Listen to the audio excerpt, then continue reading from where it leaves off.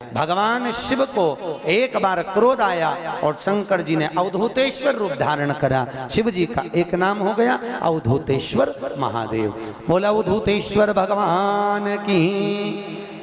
कहते हैं जिन माताओं के नेत्र में रोग होता है, नेत्रों से दिखाई नहीं देता, तकलीफ रहती है, आंखों से कुछ ना दिखे, तो अवधूतेश्वर महादेव का नाम लेकर शहद जानते हो, मधु शहद मुख्य शिवरात्रि के दिन 12 महीनों में जो एक शिवरात्रि आती है महाशिवरात्रि, उस शिवरात्रि के दिन थोड़ा सा शहद शंकर भगवान के शिवलिंग पर रात्रि को अगर 12 बजे चढ़ा दिया जाए और एक बेलपत्र चढ़ा दी जाए, उस शहद को निकाल कर लाया जाए, डब्बी में रख लो, शीशी में रख लो। उस शहद को आंखों में जैसे काजल लगाते हैं, प्रतिदिन 3 महीने तक लगातार नयनों में काजल की तरह लगाइए। नेत्र विकार मिटता है, आंखों की रोशनी बढ़ जाती है और आंखों से दिखना चालू हो जाता है। नयन विकार नयनों ये उसी में कहा है जैसे भगवान शंकर पर तुलसी नहीं चढ़ती है क्या? नहीं, केवल वर्ष में एक दिन होता है जब भगवान भोलेनाथ पर तुलसी चढ़ती है, केवल वर्ष में एक दिन। कौन सा? बैकुंठ चतुर्दशी का दिन, जिस दिन भोलेनाथ पर तुलसी चढ़ती है और हमारे ठाकुर जी लड्डू गोपाल पर बेलपत्र चढ़ता है। उसको कहते हैं हरिहर मिलन। हरिहर बेलपत्र कितनी बजे चढ़ती है? रात को 12 बजे से लेकर सुबह 4 बजे तक बाबा भोलेनाथ पर तुलसी और ठाकुर जी को बेलपत्र। उसको उठाकर सुबह 4 बजे के बीच में शहद की शीशी में रख लो। जो बच्चा पढ़ने में कमजोर हो, विद्या में कमजोर हो, बुद्धि में कमजोर हो, उसको चटाना चालू कर दो। 1 महीने तक, जब एग्जाम का टाइम आए, 1 महीने तक लगातार चटाओ, बच्चा पढ़ने में होशियार हो जाता है। जो तुमने समझाया वो जिंदगी में भूल नहीं पाता है, उसकी विद्या प्रबल हो जाती है, विद्या प्रखर होती है, प्रबल विद्या।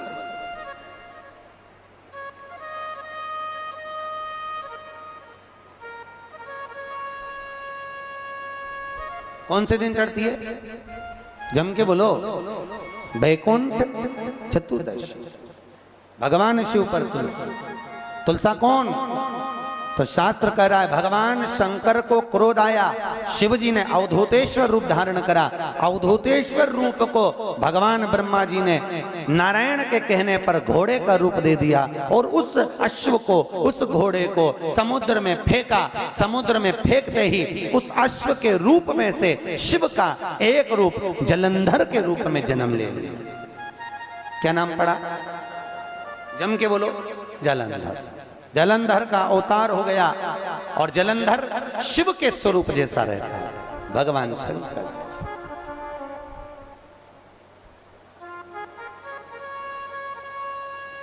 जलंधर शिव का रूप,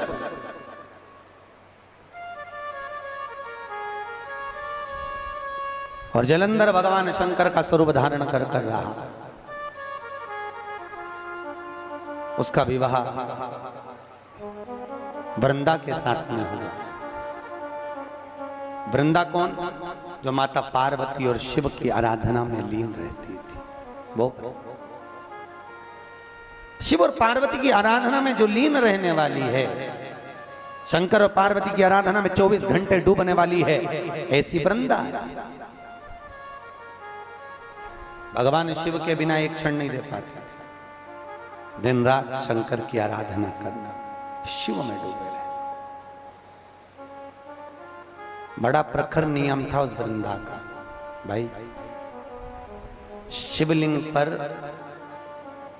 बेलपत्र चढ़ाना, जल चढ़ाना, इसका भी एक नियम होता है कि शंकर जी पे शिवलिंग पर जल कहाँ चढ़ाया जाता है। सबसे पहला जल अगर शंकर जी को चढ़ाने जा रहे हो तो शंकर जी के जो चरण है, जहां से पानी नीचे गिरता है, उसके सीधे वाले भाग पर, अपने हाथ का सीधा भाग, वहां जल चढ़ाओ।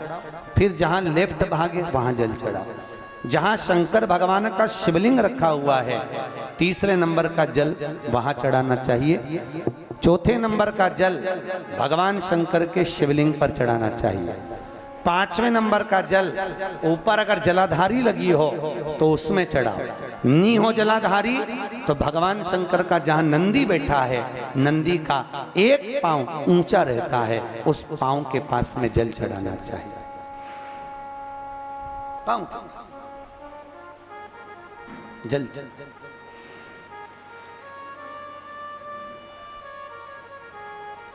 चरण के पास में।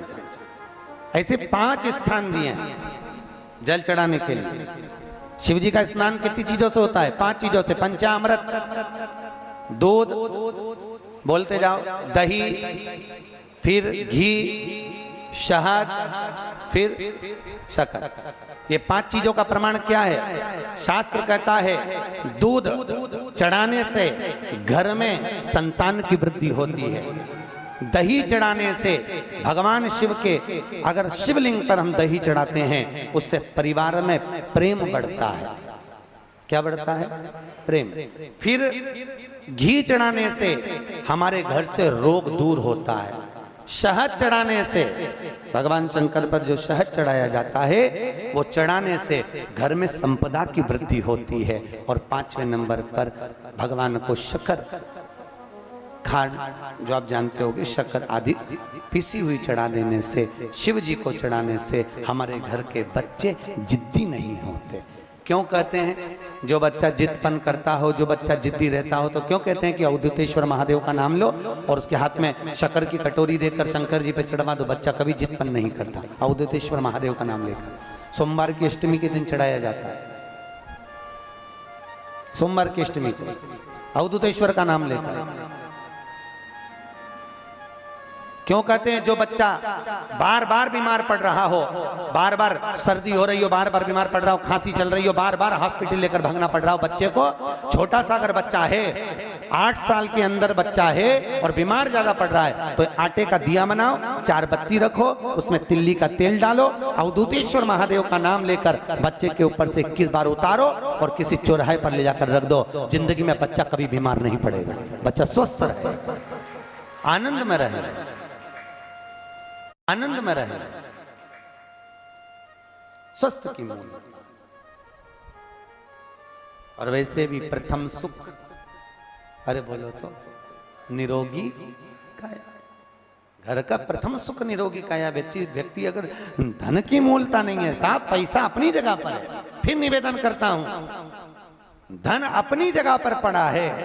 सबसे पहला है परिवार में सब स्वस्थ रहें, सर्वे भवन्तु सुखी।